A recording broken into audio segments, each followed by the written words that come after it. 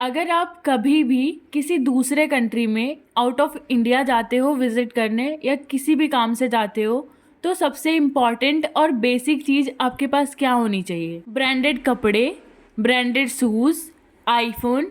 बिल्कुल भी नहीं। सबसे बेसिक नेसेसिटी है पासपोर्ट और वीज़ा। नमस्कार, स्वागत करते हैं आपका इस चैनल पे। आज हम इस वीडियो में डिस्कस करने वाले हैं पासपोर्ट और वीज़ा को। इन डेप्थ काफ़ी चीज़ें जानेंगे, जैसे इंडिया का पासपोर्ट कितना स्ट्रॉन्ग है, वो कौन से पोजीशन पे स्टैंड करता है, स्ट्रेंथ ऑफ पासपोर्ट का मतलब क्या होता है। तो इन सब के लिए बने रहिए हमारे साथ वीडियो के अंत तक। काफ़ी लोगों को आज भी ऐसा लगता है कि ये जो दोनों टर्म्स हैं, पासपोर्ट और वीज़ा, दोनों एक ही हैं, जबकि ऐसा बिल्कुल भी नहीं है।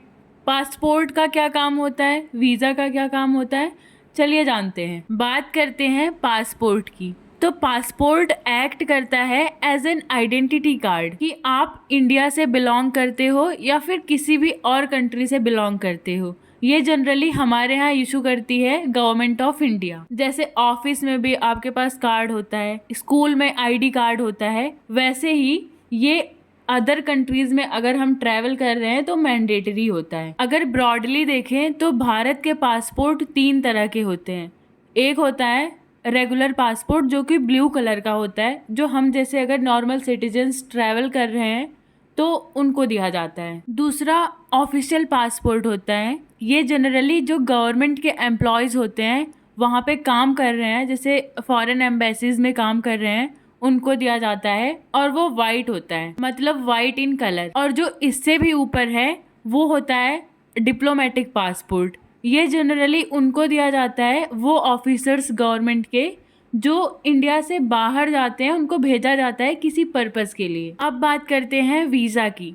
वीज़ा का फुल फॉर्म होता है विजिटर्स इंटरनेशनल स्टे एडमिशन। ये किसी दूसरे कंट्री में जाने का एक ऑफिशियल डॉक्यूमेंट होता है। सपोज हम भारत से यूएसए जा रहे हैं तो वीज़ा भारत के गवर्नमेंट नहीं देती है, बल्कि यूएसए वाले देते हैं। यूएसए की एम्बेसी देगी। कुछ देशों में पहुंचने के बाद ऑन अराइवल मिलता है और कुछ देशों का ऐसा है कि वहाँ के लिए पहले से ही वीज़ा अप्लाई करना पड़ता है। और एक चीज़ है कि कुछ कंट्रीज़ ऐसे ही अलाउ कर देती हैं, वीज़ा अप्रूव कर देती हैं, और कुछ कंट्रीज़ प्रॉपर इंटरव्यू और स्क्रीनिंग करवाती हैं। जैसे एग्जाम्पल देखें तो यूएसए जो है वो प्रॉपर इंटरव्यू लेकर के फिर वीज़ा अप्रूव करता है इंडियंस का। और इसकी जो खास बात है ना, वो है कि ये फिक्स्ड टाइम फ्रेम के लिए होता है। ये आपको जितने टाइम के लिए अलॉट किया जाएगा, आप सिर्फ उतने ही टाइम के लिए वहाँ पे रहने के लिए परमिटेड हो। अदरवाइज आपका वहाँ पे रहना इलीगल माना जाएगा और उसके तहत जहाँ उनकी जो भी पनिशमेंट होगी वो दिया जाएगा आपको। जैसे पासपोर्ट 3 तरह का था, वैसे वीज़ा भी 10 तरह के होते हैं। उसमें सबसे पहला है टूरिस्ट वीज़ा।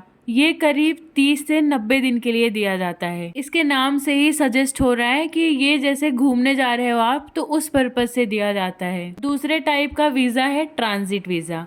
ये जनरली कनेक्टिंग वीज़ा होता है। जैसे आपको किसी कंट्री में जाना है लेकिन बीच में किसी और देश में आपको रुकना पड़ रहा है और वहाँ से दूसरी फ्लाइट बोर्ड करनी पड़ रही है, उस कंडीशन में वहाँ उस देश का ट्रांजिट वीज़ा लेना पड़ता है आपको। इसका टाइम जनरली 24 घंटे होते हैं, लेकिन ये 10 से 20 दिन के लिए भी लिया जा सकता है। तीसरा है बिजनेस वीज़ा। ये बिजनेसमैन लोग लेते हैं और ये कुछ महीनों के लिए प्रोवाइड किया जाता है। इसी तरह से आगे सीरीज में partner visa, journalist visa, marriage visa, visa on arrival, diplomatic visa, student visa और इमिग्रेंट वीज़ा होता है। अगर किसी को अदर कंट्री में परमानेंटली सेटल होना होता है तो फिर वो इमिग्रेंट वीज़ा लेता है। तो अब बात करते हैं कि पासपोर्ट का स्ट्रेंथ क्या होता है।